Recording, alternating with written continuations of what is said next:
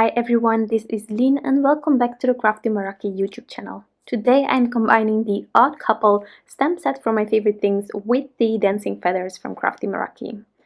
Aside from the dancing feathers, I also die cut a regular A2 sized panel, just with some stitching details any basic can do. And then I searched for a smaller rectangle to be able to cut out a window out of my panel. This way I will have that gorgeous dancing feathers come from underneath this panel. You don't need to have this particular die to cut out the rectangle. I just searched for a smaller rectangle.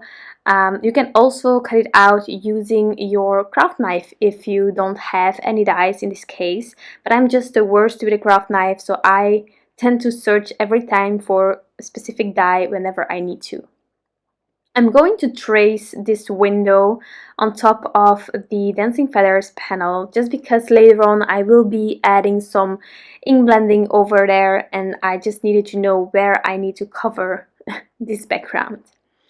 For the sentiment, I decided to take one from the Odd Couple stamp set as well, but I didn't want the whole stamp set. I just wanted "You Mean So Much."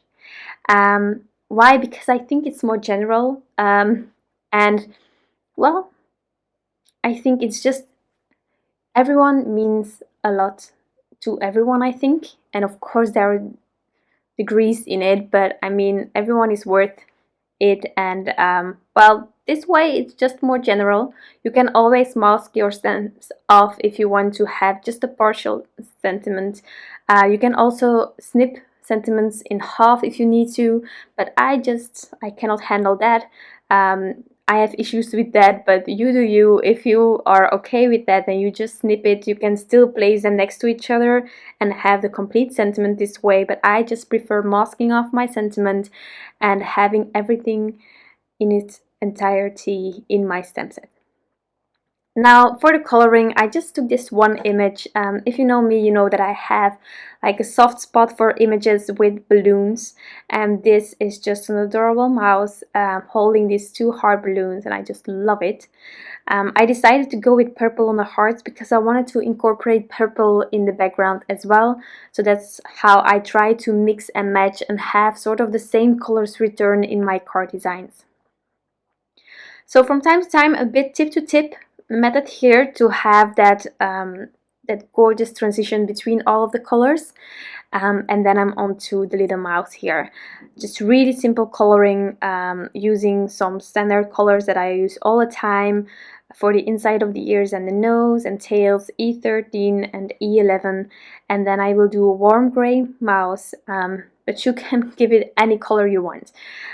So I decided to go for W5, 3 and 1 to get this going, and normally I say I go from darkest to lightest and I need at least 2 layers on this Transotype perfect coloring paper, but today you will see on the mouse I needed to add a few more layers just because I wasn't getting it how I wanted to be, and so I just kept going back and forth, and this paper can definitely handle that. So if you need a paper to add lots of layers, then definitely try this paper out because it's a lifesaver whenever you want to, well, do some crazy blending with your markers, with alcohol markers particularly. So here I just went on and on and on to get a bit more of that drama with the shadowing, because the heart balloons went really dramatic and I love how they turned out, but then the colors that I was using on the mouse were really soft and I just wasn't feeling the drama, and I still wanted my image to be sort of balanced, so that's why I just kept going back and forth until I was happy with the amount of gray on my mouse. Next I'm taking the matching dies and I'm cutting it out, and then we can start on the ink blending. Now the ink blending, originally I was inspired by Sarah, which is also part of our Crafty Meraki design team, and I just love her cards. I think you love her too. And recently she shared like this great combo with Distress inks where she's using the dried Marigold, worn lipstick and Seedless preserves. Now it wasn't completely working for me, so I added another color to it, and that worked for me, so we will get into that later on. But however, the dried Marigold and the worn lipstick are gorgeous together. I just had some trouble getting that Seedless preserves to go with the worn lipstick. There is of course also an option to do this with oxides, and they will help you to get a smoother blend from the get-go. It's a really nice ink. If you're learning to ink blend and you are having trouble with certain inks, that it's smudgy or anything like that, definitely try another ink like the Distress Oxide. The thing that I like more about Distress inks is that they are way brighter than the oxides, but it's personal preference, and so I just kept going with those Distress inks. I added the picked raspberry in between. I didn't want to cover the worn lipstick completely because I love the transition between the dried Marigold and the worn lipstick, but I'm glad that I sort of toned down that Seedless preserves a little bit with the picked raspberry. So sometimes it's really a learning curve. You can see things online and someone is able to blend it like crazy gorgeous, and if that doesn't work out for you, you can try again, but you can also try to sort of fix it in your own way, something that can work for you, like what I did here, just adding another ink in between to help me get the transition going. So I didn't need to blend the whole background as you saw me doing in the beginning. I traced the window, and so I was sure after ink blending this part that I had everything covered. So once that is adhered to my card base, I am going to add some foam tape on the back of this panel. I'm using some thinner foam tape. There are several sizes out there, several brands that are well distributing foam tape. So I just make sure that I am covering the back completely, and then in this case, if my backing isn't coming off easily, I use a craft knife. It was a tip from one of my followers on YouTube, and it's something that stuck. So definitely whenever I'm using this foam tape, I'm always using that craft knife to help me lift up the backings of my foam. So here I'm just making sure that the parts that are overhanging the window are also a bit higher up with the foam, because otherwise it would be a bit wonky and crazy. So I'm just making sure that I have foam tape there and then some liquid glue where it is still on my white panel.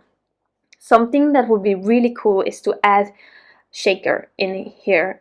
So there is a window. If you put a bit more foam tape or thicker foam tape, you can make this a shaker card with the window. I just truly love the dancing feathers design in the background, and I didn't know if I was going to add a certain kind of shaker material that it would still show up, you know. Sometimes your shaker materials can really steal the show, and I didn't want to do that with this background, but there are definitely materials that can still let this background shine. And so if you want to make a shaker, definitely do so, because this window really lends towards a shaker as well. To finish my card, I decided to take some Meraki Sparkle. This is the Periwinkle. I love the Meraki Sparkle. I don't know about you, but if you have some at your home, you know that these embellishments are just gorgeous. They are crazy. And the purple in here was perfectly the Seedless preserves, but it's also a bit darker, a bit blue, and so there is a lot of interest. Whenever I'm looking at these embellishments, I cannot stop. Because there are just so many colors in there to see, and there is always a color that will match if you have that specific color family going on in your card. Also a bit of glossy accents on my balloons, and that is my card for today. Really simple. It's Happy Meal, it's a love themed card, whatever you need. I had a lot of fun creating it, and I hope that you enjoyed this video. If you do, you can always give this one a thumbs up. I would truly appreciate it. I want to thank you all, and I wish you an incredible day, and I'll be back soon. Bye!